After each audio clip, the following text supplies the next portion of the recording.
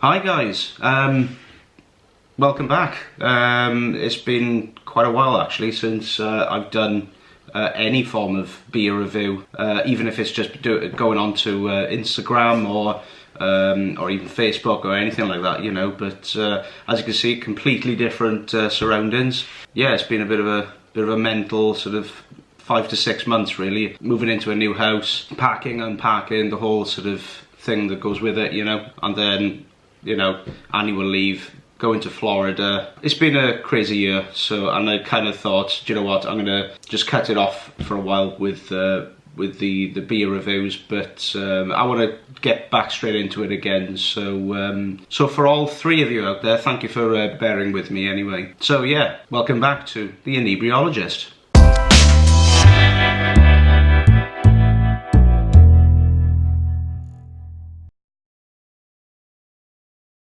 So this week I thought I'd try something quite special. It's come out probably in the last few weeks, something like that, you know. So I thought, what better way to sort of kick off the beer reviews again with something from, shall we say, a big company. Well, they're quite big anyway. They're not as big as some of the other sort of breweries out there, but nonetheless they are a big company. Yeah, this is a Marston's beer, which they've released like a limited edition series of beers. This is the very first one they've done, but yeah, they will release others as time goes on.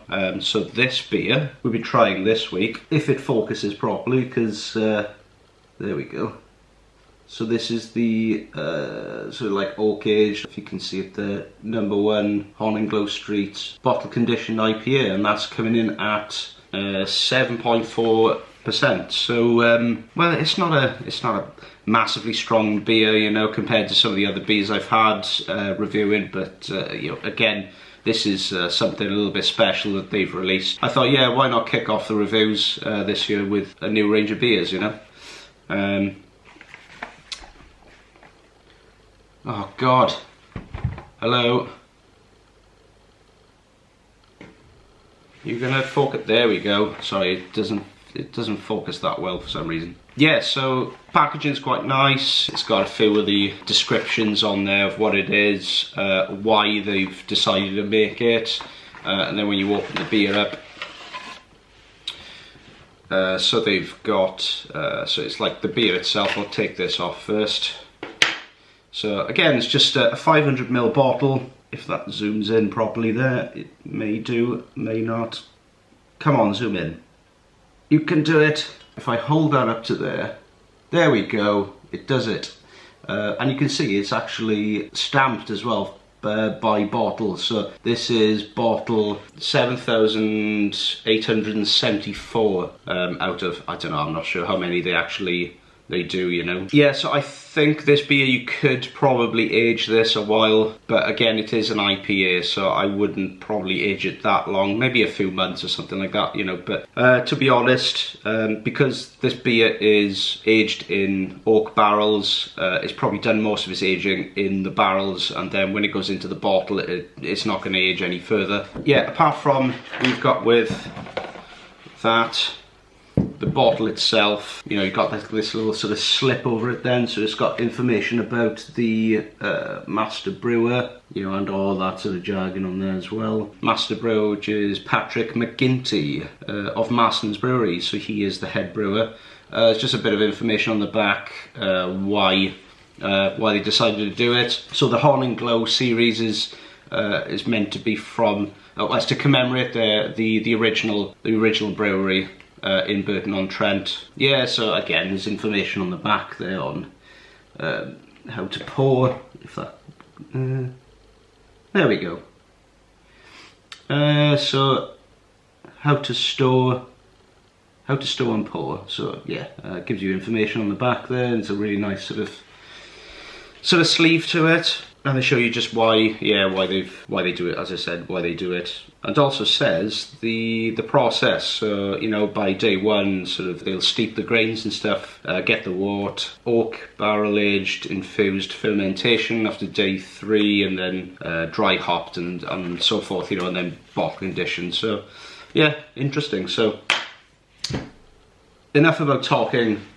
about the sleeve or whatever, you know. Enough about that. Time to have a look at the beer, actually, because that's what it's all about. Time to open the beer and see what we got. Oh, I forgot to mention as well, because I did buy 2 of these bottles, so I like to kind of keep one and then drink the other. So I'm going to have this one to review, and then I'll keep the other one until, I don't know, maybe give it a few years or something like that. Well, if it stays that long, I'll probably drink it by then, to be honest. So this is the Oak Aged 2019 bottle conditioned IPA that will go straight into the glass. So here we go.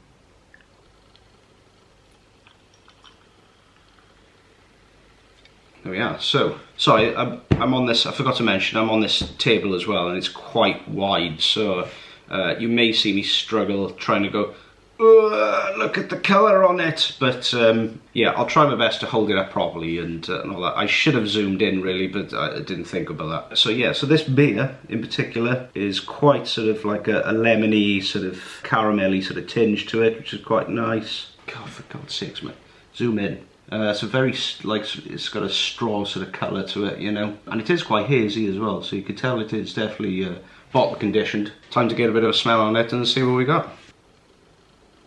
To be honest, I can't really smell a lot of that. Again, it does smell hoppy, but there's nothing really sort of standing out. It just smells sweet, sort of caramelly type thing, you know. A little bit of sort of citrus lemony smell on it. See if I can swill it and try to get more of an aroma out of it.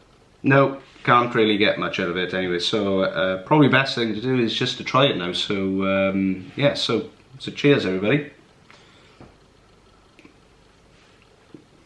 Oh dear, that's oh, that's really sweet. It was so sweet I had to turn away and it didn't focus on my face. But yeah, that is incredibly sweet. It really is cloying. It just completely coats the inside of the mouth. That's a little too sweet for me. The taste itself is just, it's really strong. There's a bit of a burn as well of alcohol going down. It just reminds me of an old school British IPA, which is just ramped up to about 7-8%. It's just a strong beer to sort of warm the cockles basically. But yeah, I'll have another taste, see what's going on with it. That's quite disappointing actually. I like an IPA and everything, but there's not a great deal going on. Not too dissimilar from a strong beer I had in a pub the other day, and it tasted very reminiscent of that. The only thing I could probably take as a positive away from this is the bitterness. I do like a bitter sort of beer, and it is quite dry as well, so the bitterness and the dry, when you do drink it, it is nice. I do like that sort of lasting bitterness. Yeah, to be honest, I wouldn't bother. You know, to be honest, well, again, it's one of those things where if you left it age, maybe the flavour would improve, but not necessarily, I suppose, if it's been, if it's in the bottle. It'd be interesting to taste it maybe a couple of years down the line just to see what it would taste like. But, you know, this is not really doing anything for me. Quite a disappointing start, actually, from my big break of reviews, but hopefully, yeah, can only go up from here, really. Yeah, so the score I'm going to give this beer this week is going to be a 3 out of 5. There's not a lot of flavour to it, just tastes very strong. Not a lot of aroma on it either, and it's very, very sweet. So the only, as I said, the only positive to take away from that is the bitterness on it. To be honest, it's not worth paying the money on this. I think it was about £4 a bottle, I think. These are exclusive to Waitrose, I believe, as well. So, you know, again, you can pick it up and have a taste of it, see what you think. But in all honesty, it's not really worth the money for it. So, best to keep your money for something half decent, you know. So, thanks for watching, guys. Don't forget to subscribe for more beer videos. I shall see you very, very soon. Iechyd.